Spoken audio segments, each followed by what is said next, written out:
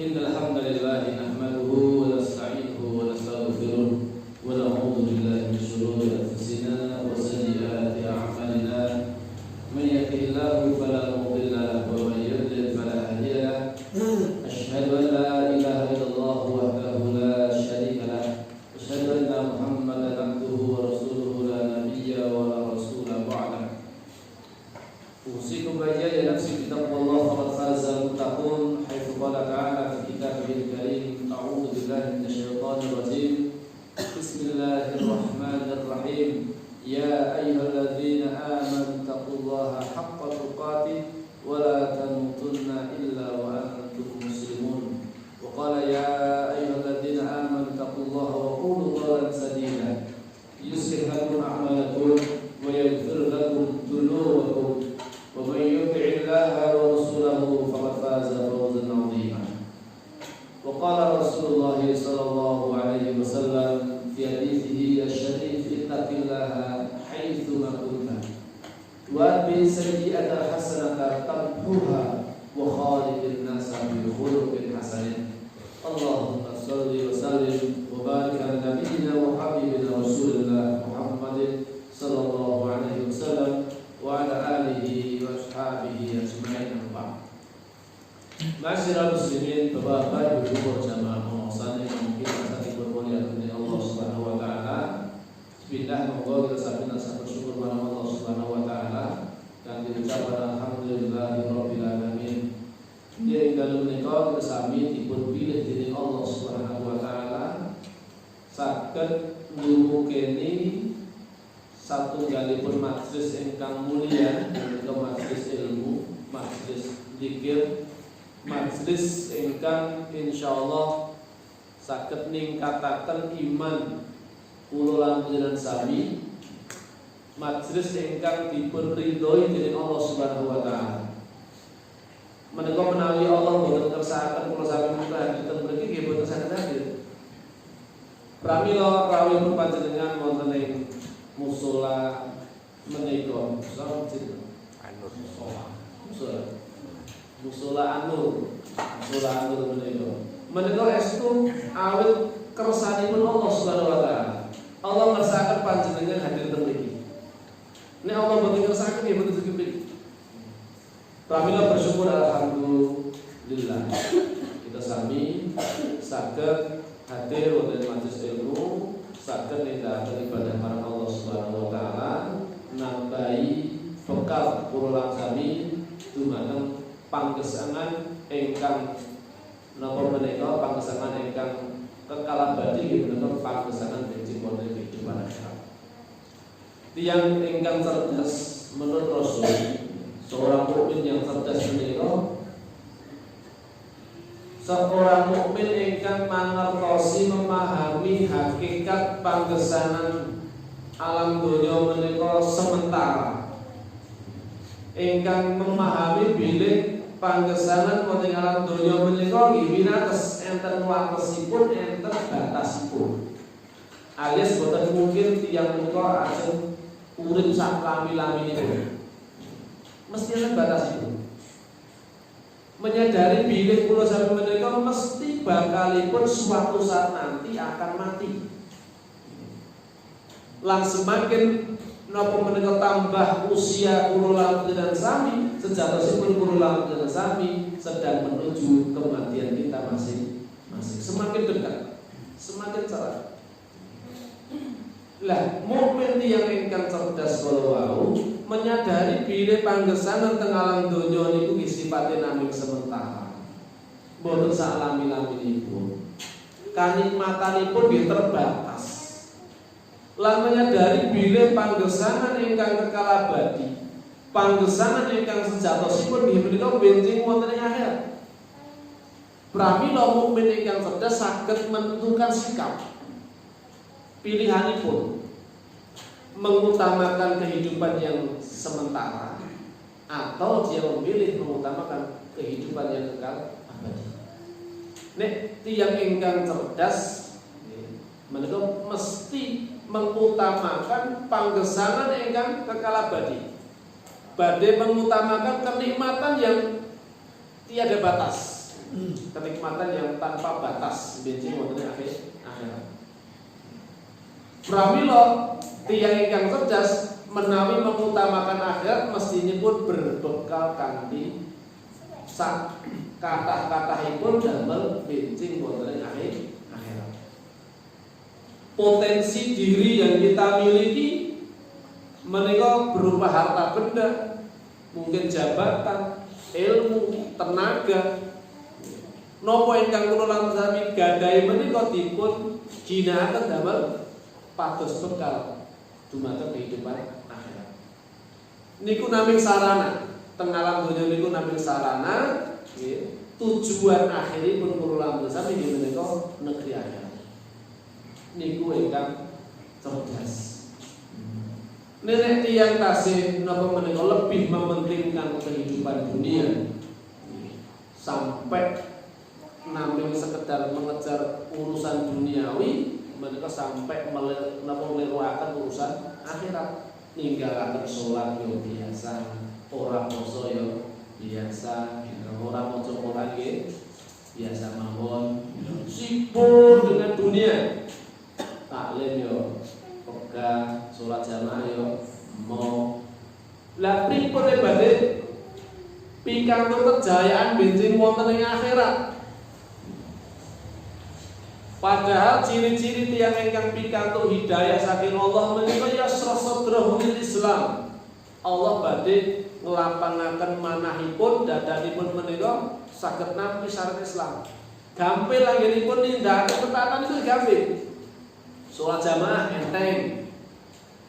Dari kajian enteng. Sedekah ringan. Niku ciri-ciri piyantunipun kula wau pikantuk hidayah saking Allah Subhanahu wa taala. Koso wangsulipun tiyang ingkang dipun sesataken dening Allah menika nek babakan nggih taat ngoten niku abot. Nek diken dawuhi napa menika babakan ketaatan marang Allah menika berat rasane. Salat jamaah kajian mila nonton TV, sinetron. Langsung nopo tilawatul Quran ora sempat, sibuk dengan dunianya, nggak sempat untuk baca Quran. Sholat tahajudipun lolos, subuhipun hilang. Lari nonton itu hatiipun. Menika ciri-ciri yang ingkang napa menika dipun sesataken dening Allah Subhanahu wa taala, nggih menika yaj'al sadrahu dayyiqan. Allah ndadosaken dadanipun menika sempit. Alis berat nindakaken ketaatan marang Allah niku berat saestu. Ning nek napa menika hati penuh dengan iman, hati penuh dengan kecintaan kepada Allah dan Rasul niku sing ketone abot mau dadi enteng, Pak. Awet ingkang dadosaken kekuatan niku aslinipun niku kekuatan hati. Fisik itu mengikuti, Pak. Kekuatan fisik itu akan mengikuti. Tapi yang menentukan adalah kekuatan hati, mental ini. Mbok gagahe kono kok. Wadah atlet, wotot, gitu. Ndaki gulung bolak-balik, gitu. Ning diadani mangkat teng masjid ge berat. Ora kuat langkah. Padahal fisiknya kuat. Kenapa gak mampu melangkahkan ke masjid? Hatinya yang berat. Manahipun hatinya yang lemah semangat, lemah iman. Niku ndadosaken napa? Ibadah niku terasa berat. Ibadah niku kraosipun beban. Boten satu kebutuhan. Padahal ibadah itu satu kebutuhan. Sing butuh ibadah niku kula lan panjenengan sami. Boten Allah. Allah boten kirang. Boten kirang kemuliaanipun sanajan wong sak donya niku isine kabeh-kabeh. Niku Allah boten kirang kemuliaanipun. Pramila sing butuh ibadah niku sanesipun kula lan panjenengan sami. Butuh napa rasa syukur kula lan sami sampun dipun paringi pangersana dening Allah Subhanahu wa taala, dipun paringi rezeki dening Allah Subhanahu wa taala, dipun paringi sehat dening Allah Subhanahu wa taala, dipun paringi putra-putri ingkang saleh-salehah niku karunia saking Allah Subhanahu wa taala. Syukuripun nggih tambah ibadah. Kados dene Rasulullah sallallahu alaihi wasallam dijamin masuk jannah. Gitu. Dijamin diampuni dosa-dosanipun.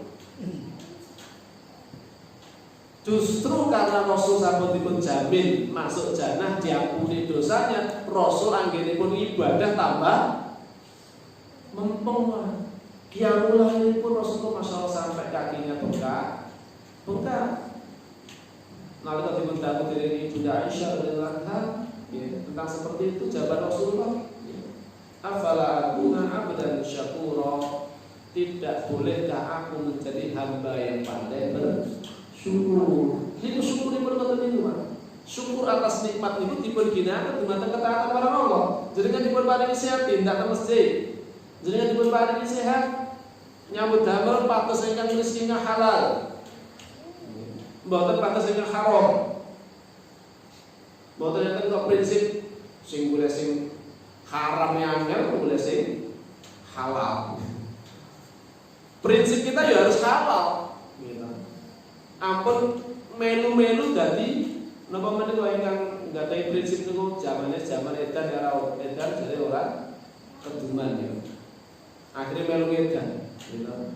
Sing haram-haram itu terak-terak. Itu prinsip bukan prinsip orang yang beriman. Prinsip yang beriman ya, daripada harus memakan yang haram ya, lebih baik dia mati daripada harus makan yang haram. Daripada dia mencari maisha dari barang yang haram, lebih baik kelaparan tidak makan hari itu daripada kemudian harus dengan cara yang haram. Prinsip seorang itu seperti itu. Dan insya Allah yang halal masih banyak. Karunia Allah ini banyak luas di sini pun Allah kuatah. Kantor turun madosi nopo, turun madosi nopo. Pramila masyarakat muslimin, kita bersyukur kepada Allah, alhamdulillah dipilih dari Allah saged hadir mungkin saged istiqomah nggih iman marang Allah sampai akhir hayat. Awet bahagia celakanya kula lan jami benci wonten akhir dipun tentokaken endingipun. Hasil akhirnya. Endingnya benjing niku dipun tutup kanthi amalan husnul khotimah utawi amalan sul khotimah niku ingkang napa? Celaka tidak ada kita. Innamal a'malu bi khawatimah. Sak temene amal menika gumantung saka endingipun, akhiripun ditutup kanthi amalan ahlul jannah, insyaallah piyambakipun husnul khatimah. Kosa maksudipun amal terakhiripun ternyata amalan penduduk neraka. Menika alamat suul khatimah. Bar mendem kecelakaan mati. Nauzubillah min. Lagi berzina hotel mati nang hotel. Nauzubillah min.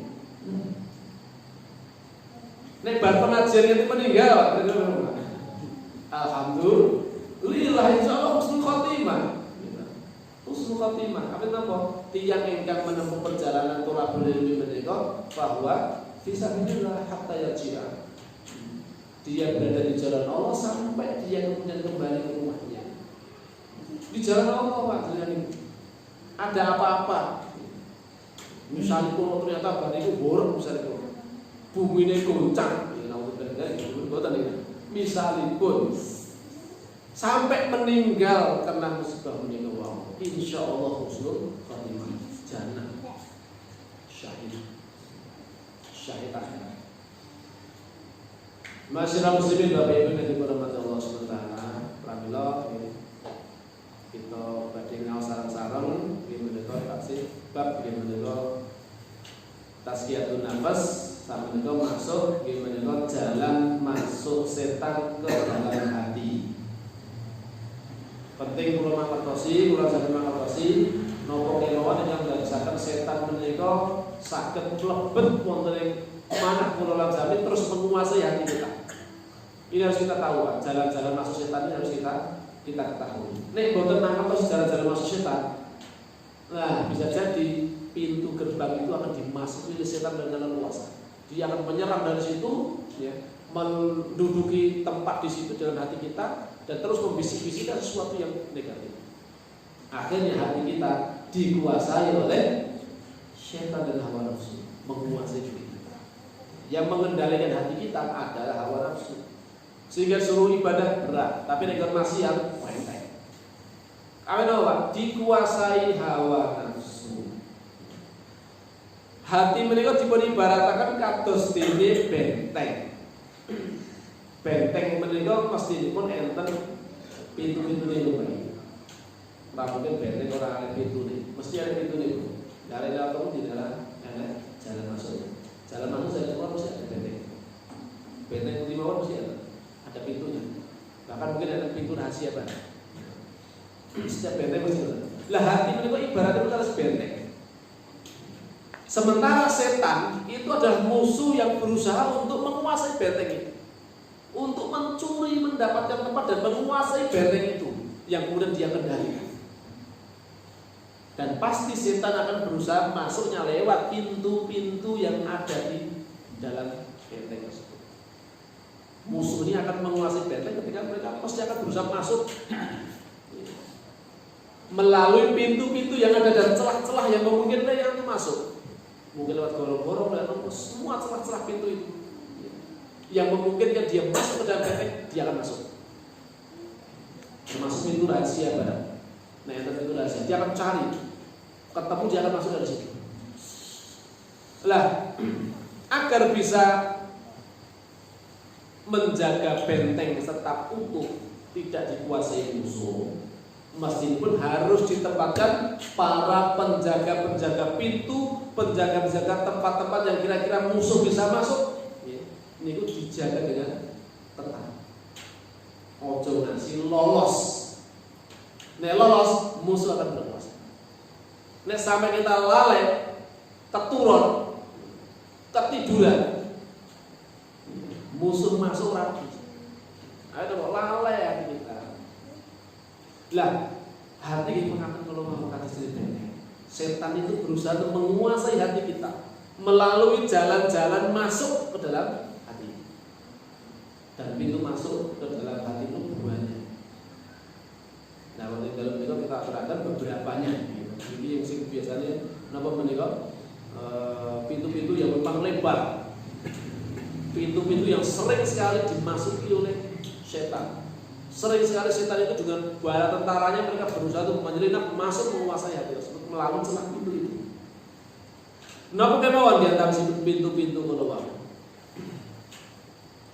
Yang pertama, pintu-pintu masuk setan yang besar ialah marah dan syahwat.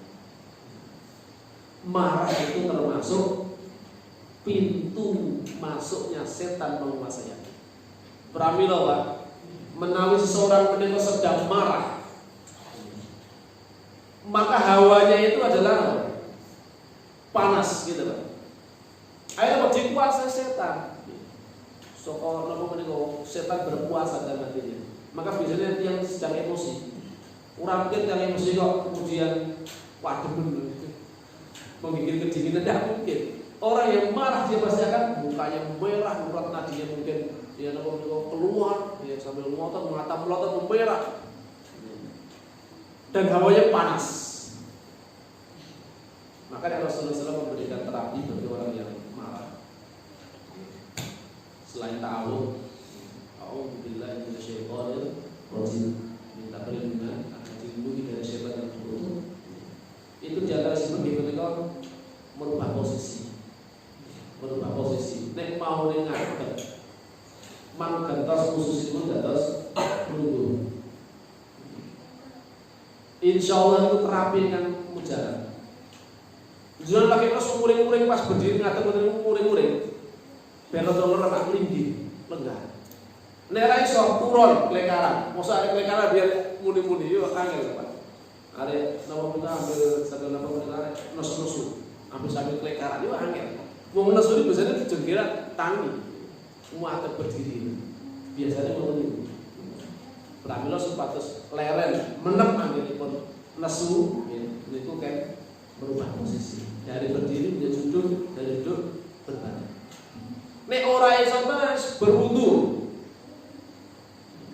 Karena memang napa mereka marah itu dari setan, dan setan sifatnya panas. Maka padamkanlah amarah itu dengan air wudu aja nesu gebyur atus sisa. Biar wadon pikiran. Ini beberapa terapi-terapi Rasulullah SAW. Supados kusen sakit mengendalikan amarah. Awit menawi jenengan marah niku. Sing berkuasa niku napa? Setan. Akal manusia kadang-kadang tertutup karena amarahnya. Ditutupi oleh setan itu, dikuasai oleh hati, oleh setan itu. Pramila kadang-kadang wong lesu niku hilang akalnya, terus kurang duwe akal. Akhirnya yang dilakukan itu perbuatan itu mereka adalah di luar nalar. Tunggu dulu ya, nanti nesu karo wedhus ini berkaro wedhus di biar digiring ke tuangel. Berat-berat itu. Gua kan pelakon sikile. Sikile wedhus itu plantok to. Gigir-gigir. Bareng wis nganu sadar yo gelo. Akhirnya diperban dhewe ditaleni dhewe diobati dhewe. Gelo misalnya pas pelakuan yo jadi wong emosi Pak. Gone ndare gua arep wah selamat sikile. Masyaallah. Gua emosi marah itu tadi. Enten kisah barang kisah. Ini wallahualam ini kisah ini bener bener ya. Kalau masa mungkin kitab silsilah pas belajar bahasa Arab gitu. Belajar tilah misalnya. Niku enten tiyang nggadai anjing yang setia. Anjing tersebut setia. Njogo tuanipun njogo menapa menika? Njogo hewan ternakipun termasuk jaga anak itu. Biasa ya. Piyambakipun menika keluar tiang kalau gadai putra sekali. Si bayi lagi si balita sekali.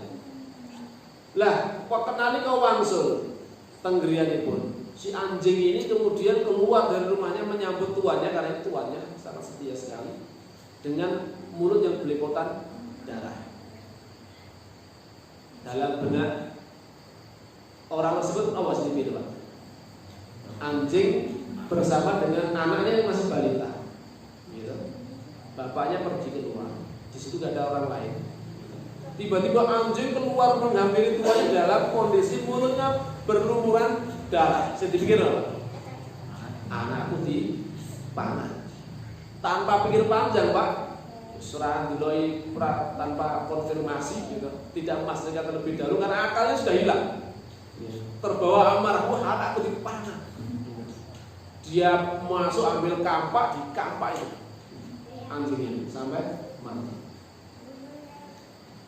Ternyata setelah dia buka kamarnya, di situ dia anaknya masih selamat dan di situ ada bangkai ular yang besar, ya, yang ternyata sudah dibunuh oleh anjingnya. Gelo Pak nyesel Pak, ternyata terjeblek anjing itu mau menyelamatkan putra itu, malah dipakai diri. Akhirnya Pak hilang akalnya, terbawa dengan emosi dan amarah. Jadi pramila marah itu adalah napa menika jalan pintu masuk setan ke dalam hati manusia ini yang paling disenangi marah. Pramila nasihati Rasul, ada salah seorang bertanya, "Ausini jadul la ta'ala." Farad dan milaran, qala la ta'ala. Diulang sampai berkali-kali, jawab Rasul tasami, la ta'ala, ojo nesu. Begitu Pak. Jangan marah. Karena marah itu adalah bagian dari pintu masuknya setan yang paling disenangi. Wah, enggak dulu sesuatu Pak. Itu setan senang sekali berkuasa. Nesu karo napa kemawon niku. Mila nesu karo kewan, nesu karo anak, nesu karo bojone, sami. Nesu karo kancane, ya. Jadi semua amarah-amarah kata psikolog, ya, itu berasal dari setan. Kecuali marah karena Allah. Marahnya karena Allah itu tanda keimanan. Contoh, misalnya pun Al-Quran dihinakan, dinistakan, Rasulullah dihinakan, dinistakan. Itu maka kita wajib marah. Marahnya kita marah karena Allah. Dan itu adalah tanda kalau kita itu iman. Nabine dhewe dilecehke meneng wae. Ini aneh. Dia iman kepada Rasulullah atau enggak? Allah dan Rasulnya dihinakan, Al-Quran dinistakan, dia diam saja. Seolah-olah tidak terjadi apa-apa. Biasa saja, enggak apa-apa. Ini kan demokrasi. Orang bebas berbicara. Memangnya kemudian alasan itu kemudian bebas-bebasnya melukai hati orang lain, tidak boleh. Harus ada aturan-aturan. Bukan bebas tanpa batas. Akhirnya pun kemudian dengan seenak hatinya kemudian menistakan agama orang. Dan ini sering terjadi hari ini akhir-akhir itu sore sekali, Masya Allah. Ini Ramadan. Syariat dilecehkan di dalam segala macam.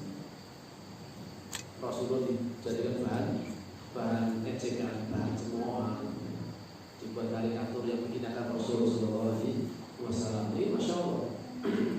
Maka kalau ada umat Islam yang marah, itu marahnya karena Allah. Dan marah karena Allah itu adalah iman. Memang tidak semua marah itu jelek. Selama marahnya itu adalah karena Allah, itu iman berarti. Tambah iman itu. Rasul tidak pernah marah, betul. Rasulullah tidak pernah marah kalau diri pribadinya yang dihina. Tidak pernah marah Pak Rasul yang dihina diri sendiri. Kalau pribadi beliau yang disakiti, beliau tidak pernah marah. Tapi kalau syariat Allah yang dilecehkan, ya, maka beliau adalah orang pertama yang paling marah. Maka marahnya ini adalah marah karena Allah, bukan marah karena hawa nafsu. Lah jenengan kersane piyambak-piyambak, jenengan pas nafsu kalau nafsune karena Allah, napa nafsune karena Allah. Nafsu jenengan mangkesane jijiwi. Sing ngertos kondisi jenengan piyambak, kula boten mangertos boten sarung kali jenengan. Gitu, sing paling paham jenengan pas lagi nafsu itu. Mangkene-kene pisan, aku nafsu karena apa? Apa yo karena Allah, apa karena salian Allah. Apa karena hawa nafsu.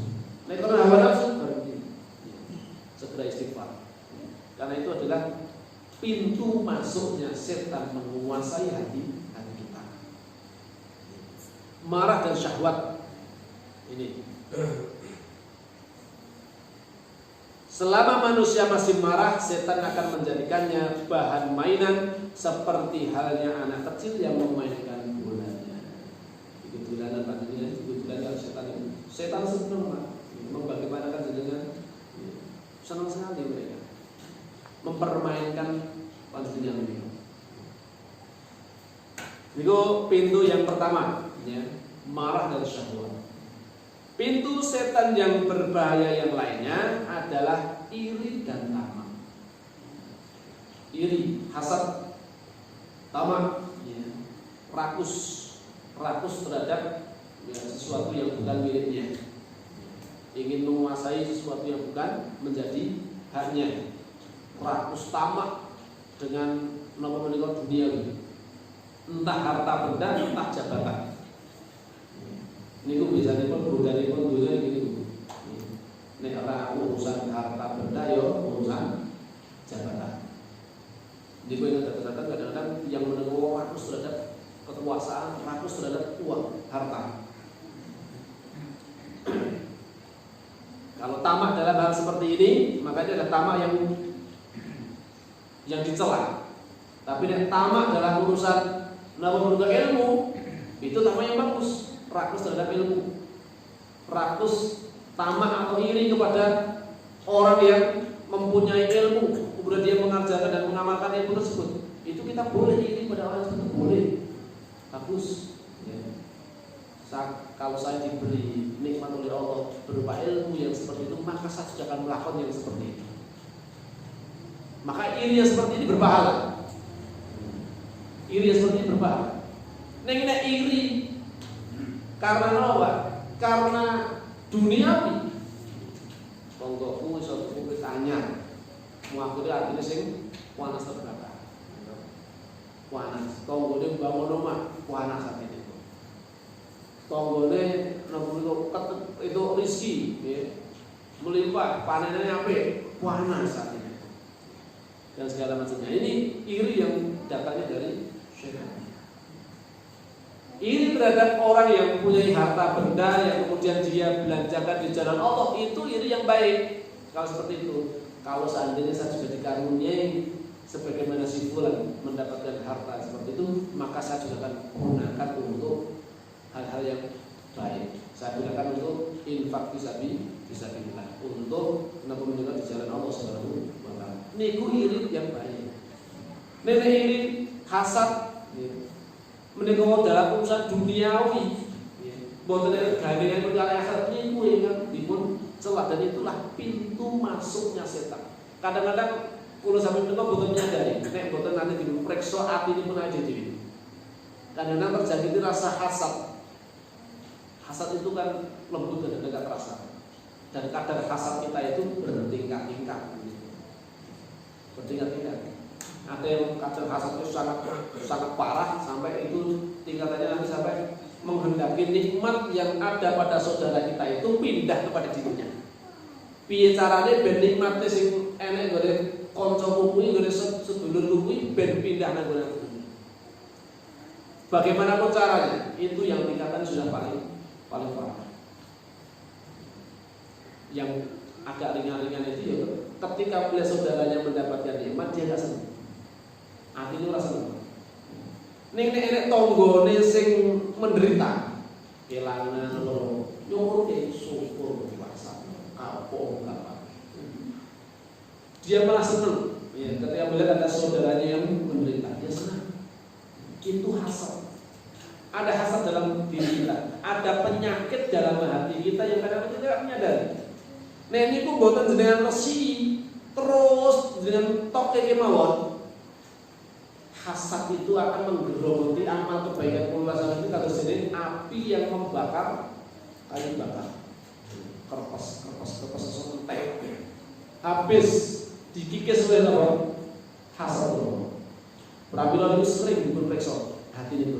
Nek enten sederek pikir untuk kenikmatan kelonggaran gitu.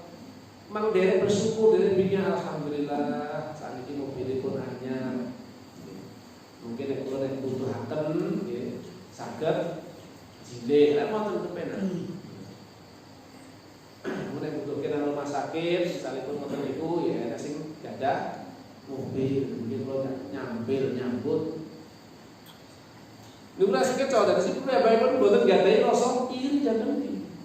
Itulah hati yang bersih.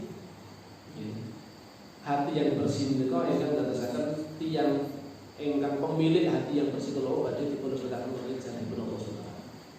Ene sareng-sareng saudara. Amal itu biasa diperlukan. Amalan itu biasa. Boten ada istimewa. Bahkan diterusaken boten qiyamul lail.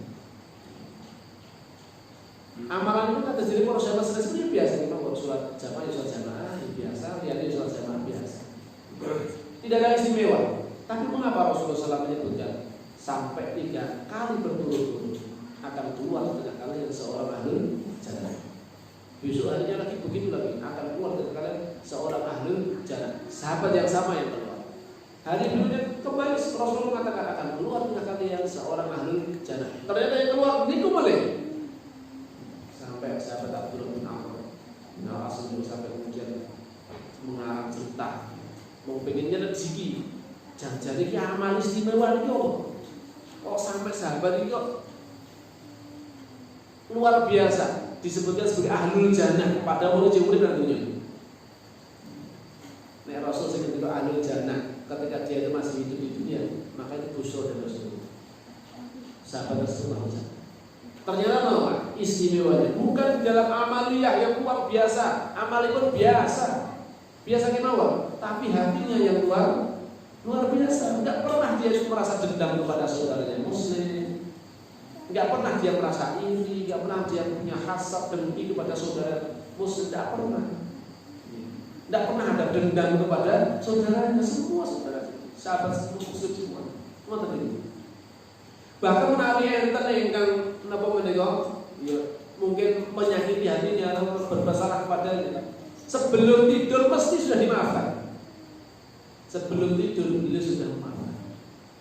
Kenapa kok seperti itu?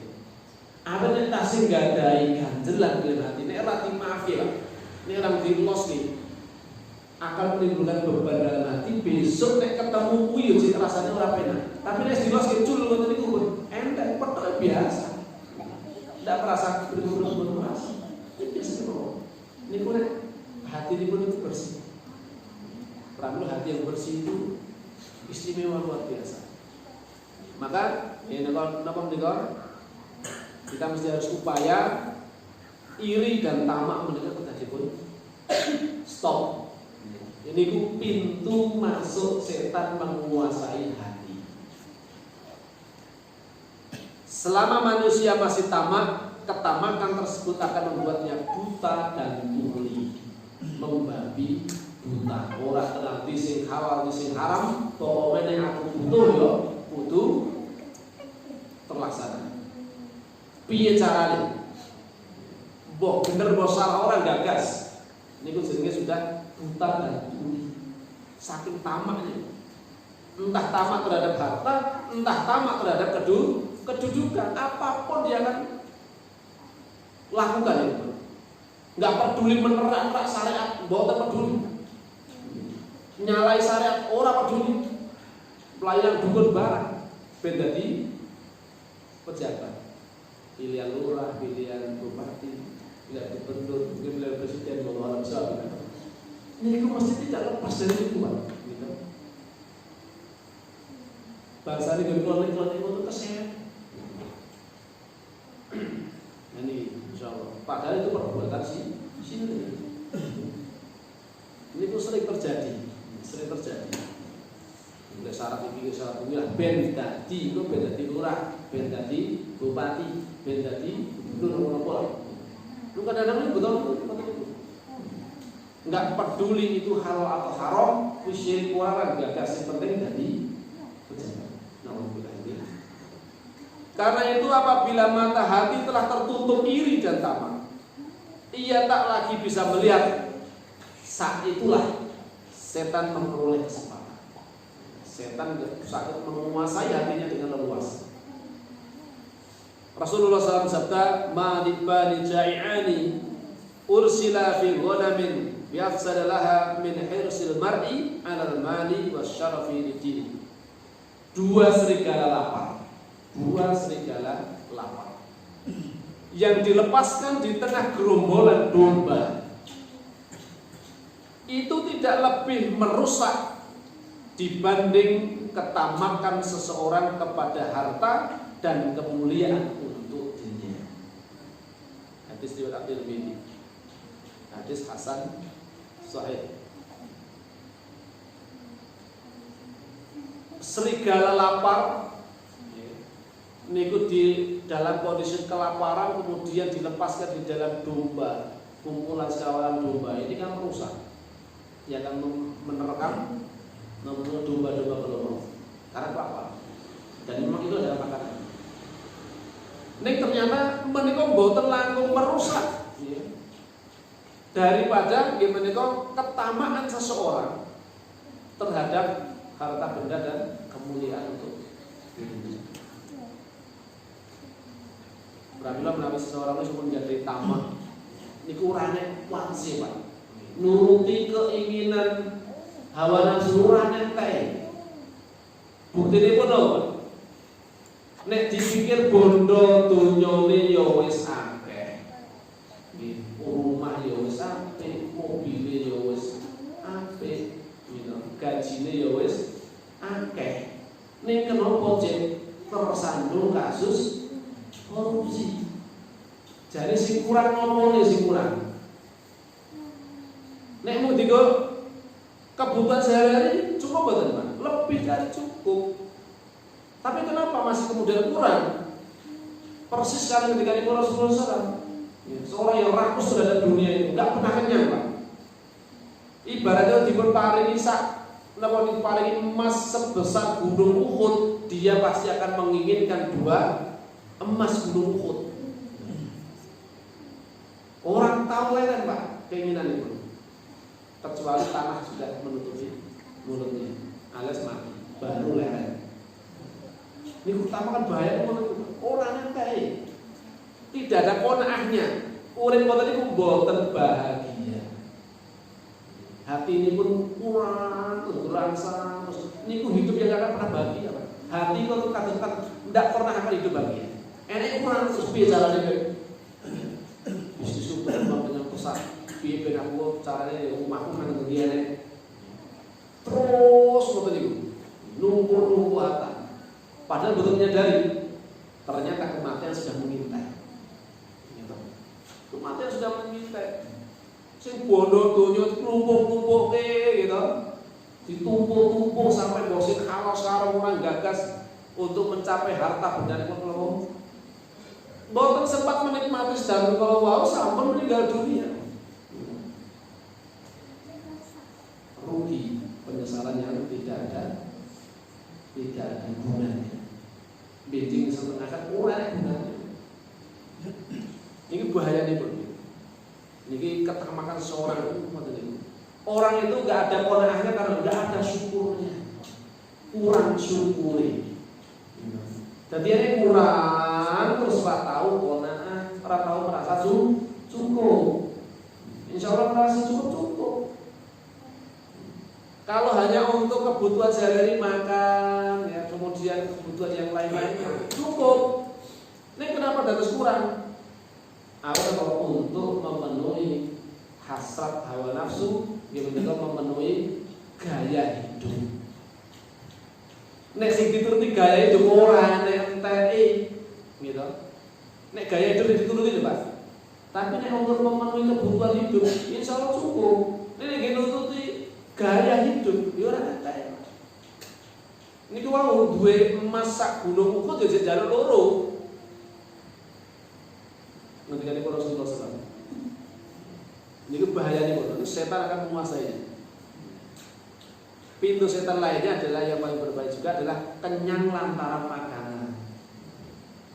Karena Rasulullah SAW menikah kan keluar dari tubuh. Pola hidup Ibu Rasul menikah. Dipunceritakan dari Ibu Aisyah.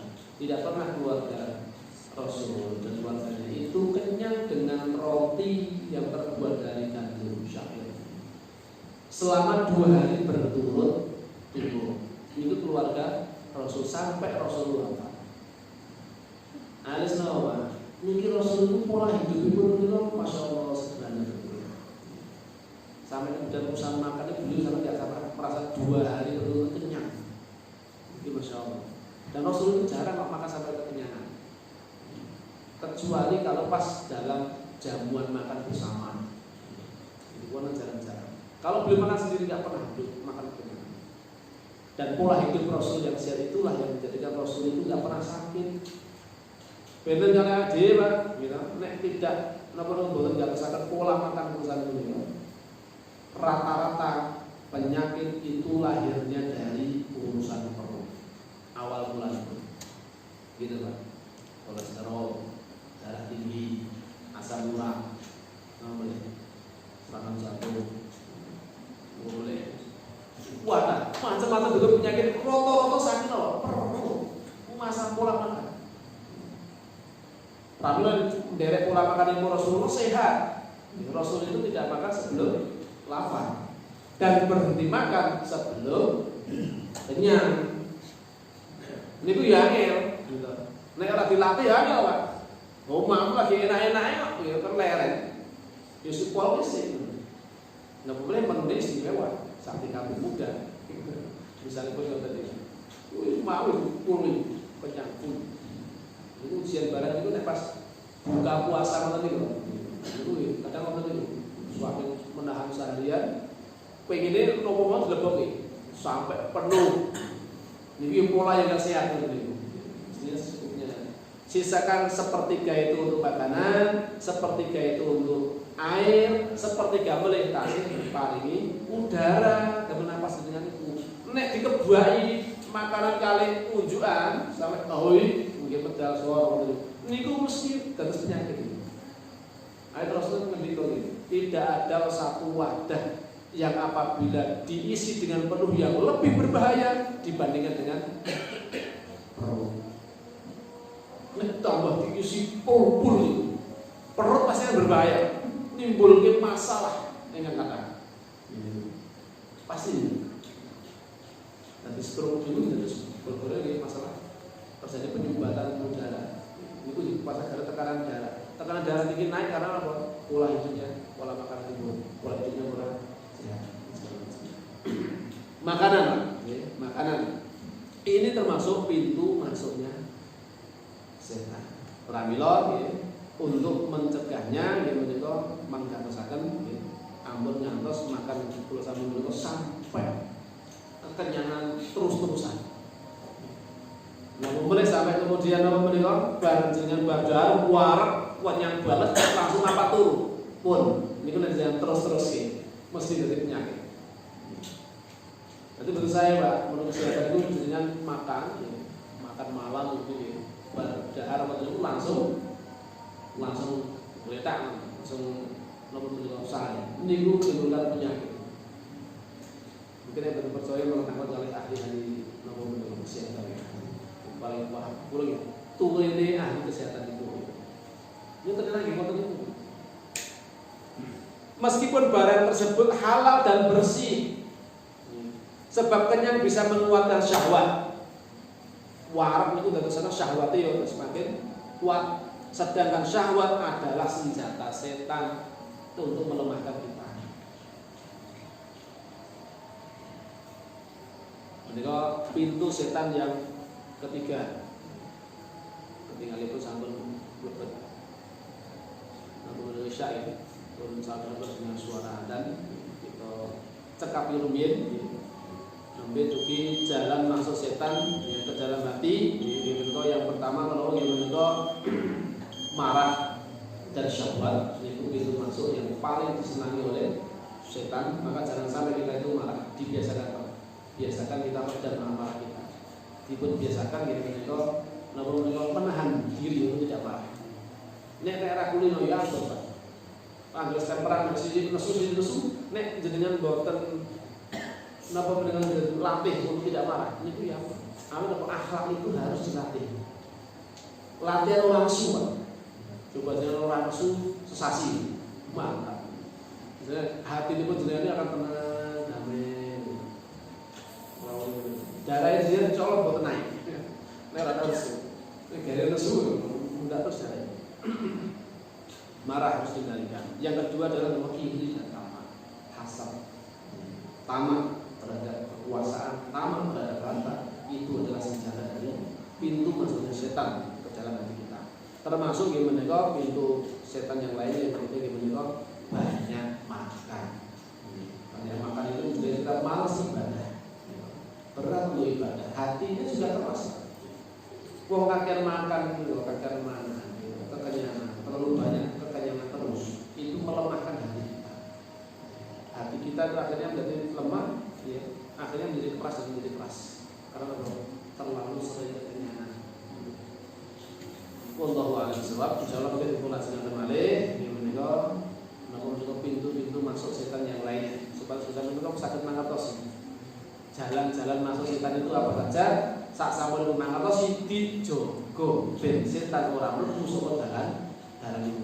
Wallahu a'lam bishawab. Mugi Allah taala tansah paring dumateng kita sami menika hidayahipun paling istiqomah dumateng kula sami yang dipun iman Allah taala lan tetep dipun Allah Subhanahu wa taala sampai akhir hayat kita sami. Saya mugi kita sami yang sami hadir sampai lawan menika estu sampai pada pidato nikmat husnul khotimah ingkang pidato kebahagiaan kejayaan di dunia wal akhirah. Amin. Monggo kita akhiri kajian